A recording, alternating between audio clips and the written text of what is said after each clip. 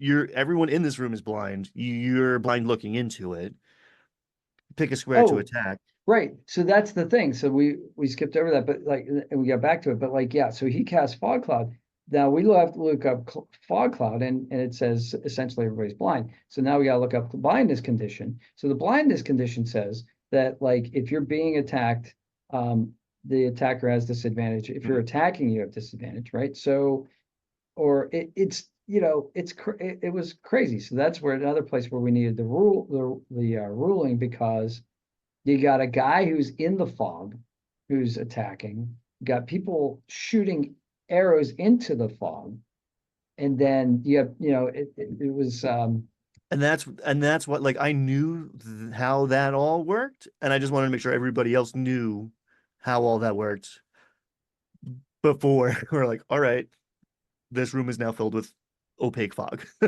right. And we're playing Um, in person, so we're not like online where yeah. you have all these roll 20 like beautiful little like press a button, here's a fog area. So got a map with hexes on it, you're drawn with a marker, and the little figures. Mike brings all these absolutely wonderful hand painted little figures, and they're all in the room. And so you just put a piece of paper over top of the figures. Yeah, so what I've done in the past is like clear the board, right? Like, all right, we're theater of the mind now. But there was a PC in that mix, and the druid was going to cast Healing Word. And you can't cast it on a target you can't see, you know? And you can't attack targets you can't see. So like it was an interesting problem to run fairly. Yeah, Because to like I don't love, like, I trust the players not to meta, but subconsciously, if you know where the guy is, and I'm like, well, you have to pick a square, then like you either have to purposefully decide to miss or choose the right square. So like oh I have to do some. There has to be some intervention to make this a black box. Now that yeah, like once they moved, right? I left it until when it was not their turn. Before it was their turn, it was open. And then once it becomes their turn, like I showed you one of them moving yeah, because like maybe you're aware of like because he was yelling when he was doing it. right, And then it's like, okay, who knows what's going on? But now there's players acting in that space, so it gets very, very tricky sure, to portray that. And actually, so I let dice decide what happened in there because there are hobgoblins who don't speak common, like canonically. They only speak goblin. The wizard knows a few words of goblin and is ordering them around. They don't know what's going on and kind of don't care.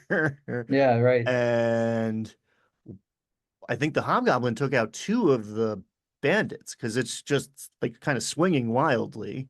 Um,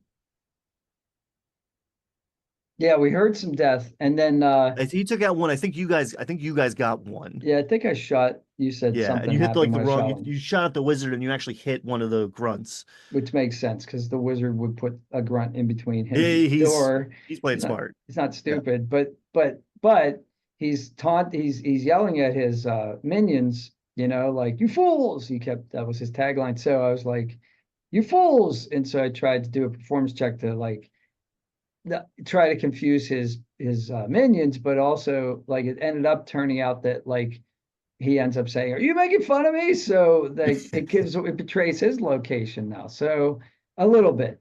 So so I thought it's had a double purpose. That was fun. yeah. No, it was smart play once the shit hit the fan.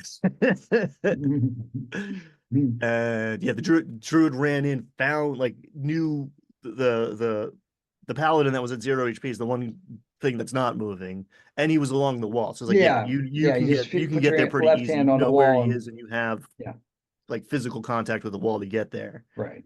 And then woke him up. He wakes up blinded with this like, and the druid's like this beautiful elf woman, and she's got She's celestial glowing. form on, so she looks like the paladin thinks he's going to heaven. That was awesome. And he's like, "Wake up, we're out of Yeah. here." Come with me if you want to live. Basically, yeah. And So he yeah, extracted but himself. yeah, she looks like an angel, and she's surrounded by clouds. That was fantastic Yeah. moment. Absolutely wonderful.